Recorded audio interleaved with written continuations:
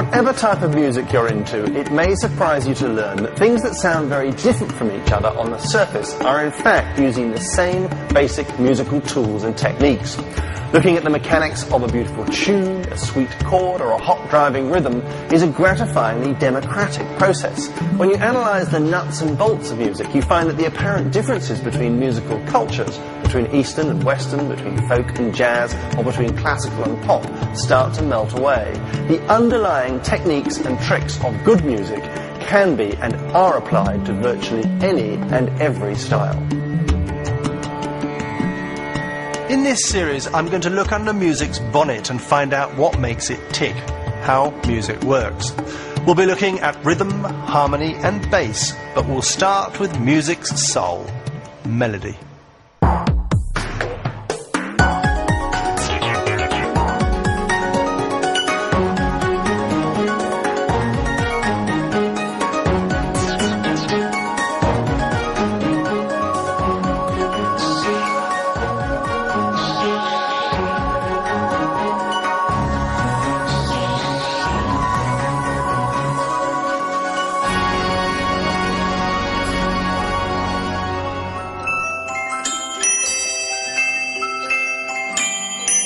Melody is music's most powerful tool when it comes to touching our emotions.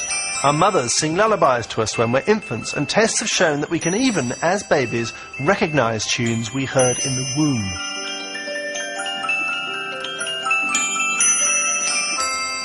Tunes can act as a bridge between cultures when language fails us. People can feel totally wrapped up in operas and musicals whose text they don't understand or don't remember because the melodies somehow convey the story and the feelings on their own. Tunes can inspire patriotism, hope and redemption, and they lie at the heart of most of the world's faiths. They can express love, loss and longing.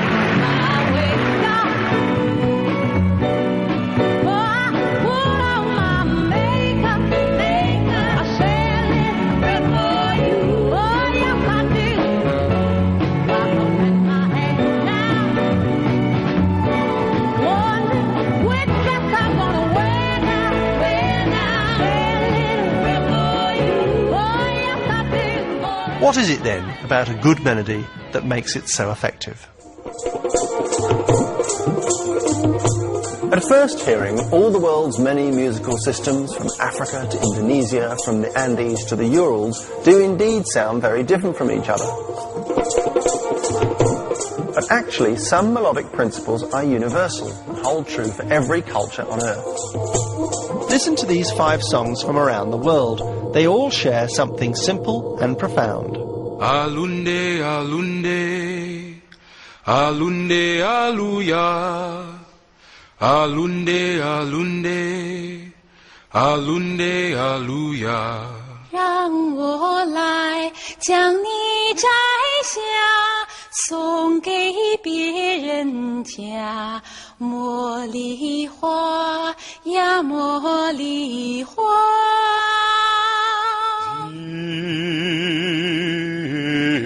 Deep river,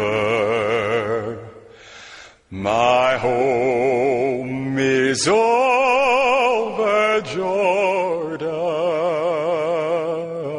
Gaiye Ganapati Jagavandana, Gaiye Ganapati Jagavandana. I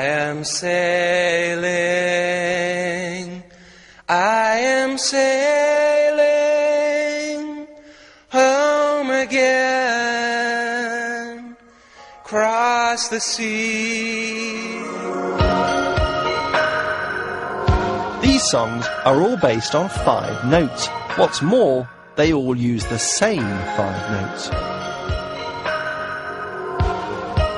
That's right, every music system in the world shares these 5 notes in common. Indeed, they're so fundamental to every note composed or performed anywhere on the planet that it seems, like our instinct for language, that they were pre-installed in us when we were born.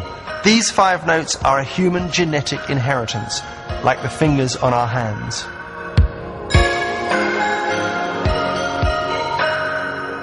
In the West, we call tunes made from these 5 notes pentatonic, after the ancient Greek word for 5, pentas. These are they.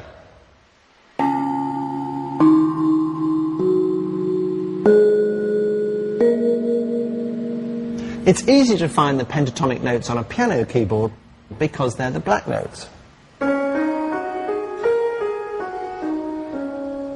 An enormous number of popular tunes throughout history have been based on a pentatonic shape, especially the sing-along anthems, from Auld Lang Syne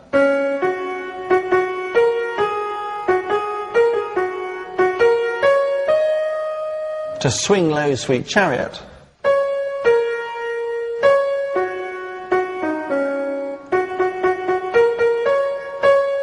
and Mull of Kintyre.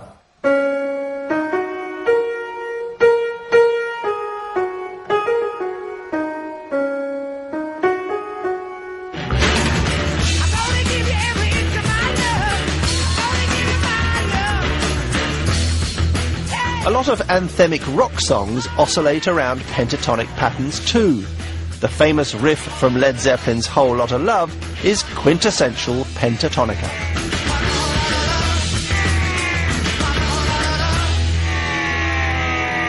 But basing your melody on the pentatonic pattern didn't mean you were stuck with just those 5 notes.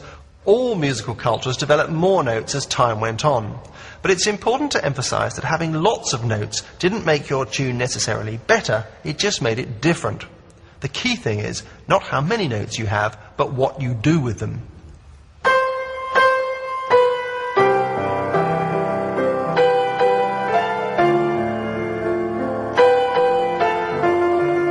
So our next task is to dismantle the elements of a tune one by one and work out what they're up to.